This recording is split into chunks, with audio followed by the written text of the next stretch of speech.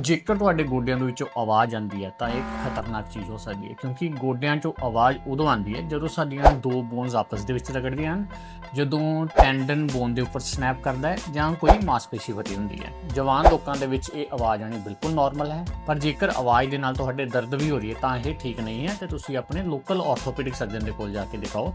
ਪਰ ਜੇਕਰ ਸਿਰਫ ਆਵਾਜ਼ ਹੀ ਆਉਂਦੀ ਹੈ ਤਾਂ ਤੁਹਾਡੇ ਜਿਹੜੇ ਮਸਲ ਹੈ ਉਹ ਵੀਕ ਹੋ ਸਕਦੇ ਹਨ। ਤੁਸੀਂ ਉਹਦੇ ਲਈ ਕੀ ਕਰਨਾ ਹੈ, ਕੁਝ ਐਕਸਰਸਾਈਜ਼ਾਂ ਕਰਨੀਆਂ ਨੇ ਤੇ ਇਹ ਐਕਸਰਸਾਈਜ਼ਾਂ ਦਾ ਲਿੰਕ ਥੱਲੇ ਡਿਸਕ੍ਰਿਪਸ਼ਨ ਦੇ ਵਿੱਚ ਹੈ।